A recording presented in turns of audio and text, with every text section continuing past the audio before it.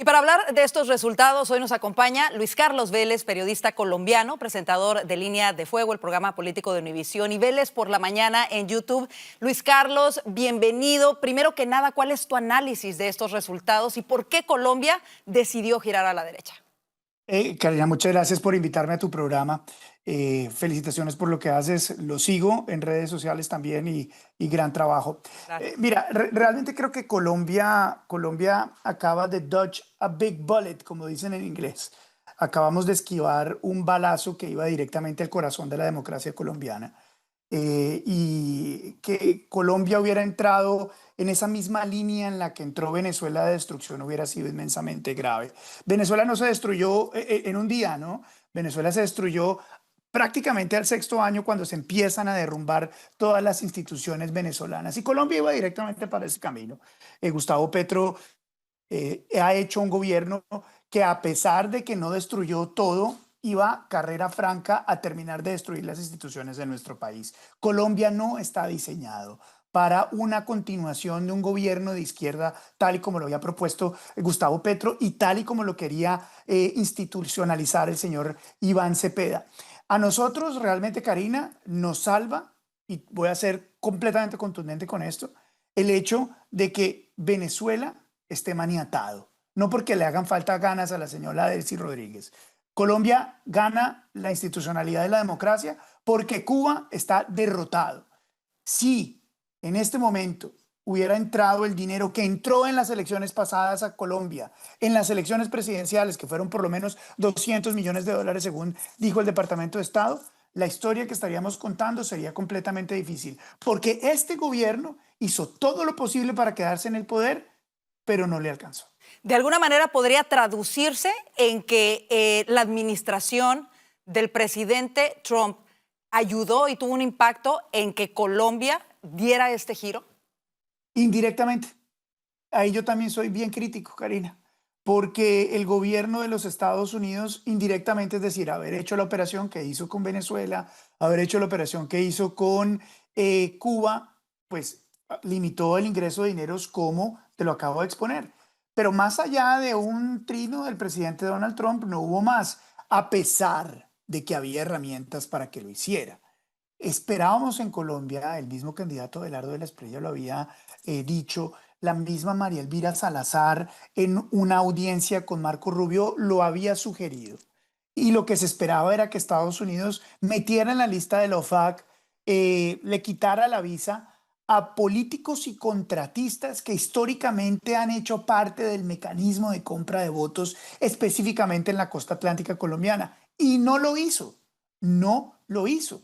Al presidente Gustavo Petro, quien usted ve en pantalla, está en la lista del OFAC. Su ministro del Interior, Armando Benedetti, está en la lista del OFAC.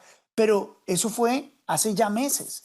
¿Estados Unidos pudo hacer mucho más? Sí. ¿Estados Unidos tuvo injerencia directa en las elecciones en Colombia? No. ¿Tuvo algún tipo de participación indirecta a través de bloquear a Venezuela y Cuba? Sí.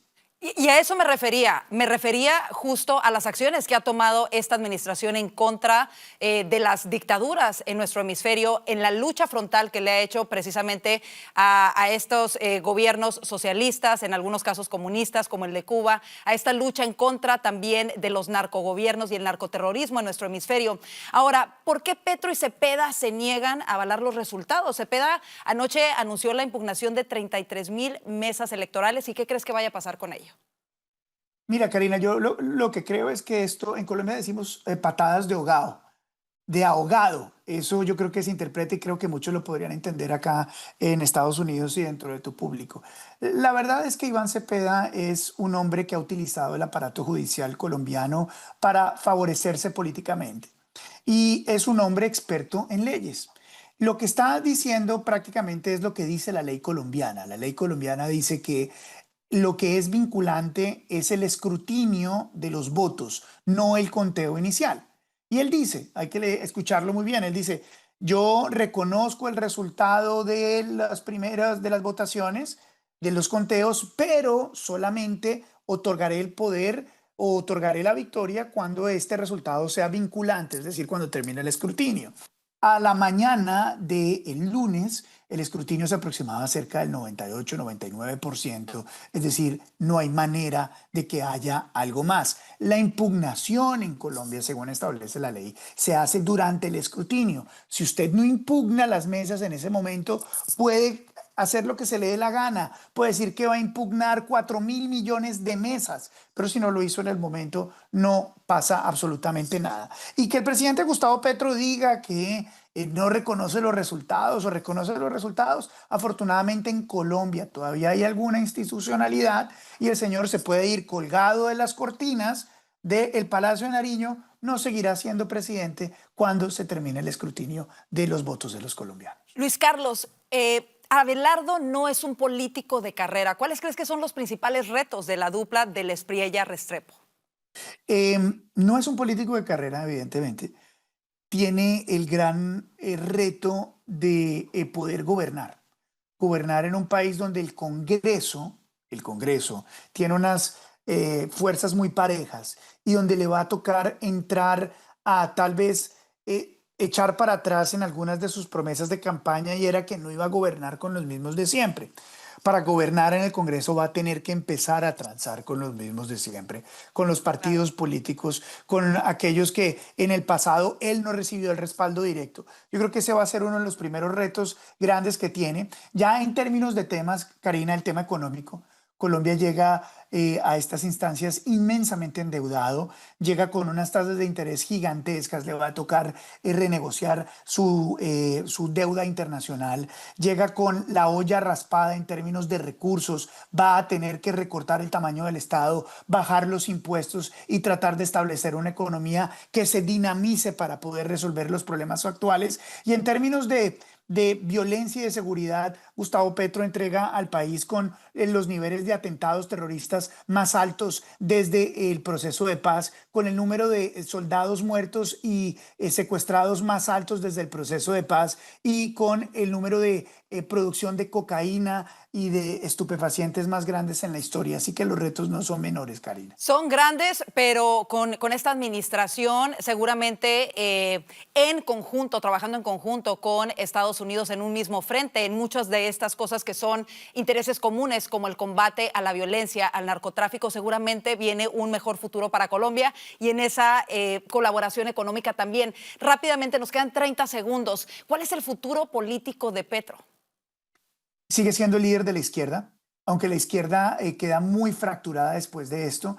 En Colombia están diciendo hoy, no, que es que los resultados fueron muy apretados. Karina, yo no estoy de acuerdo con eso. 15 segundos. Iván Cepeda ganó con 12 millones de votos, de los cuales por lo menos 5 millones de votos son votos que no corresponden a la realidad política del país. 3 millones de personas hacen parte del Estado.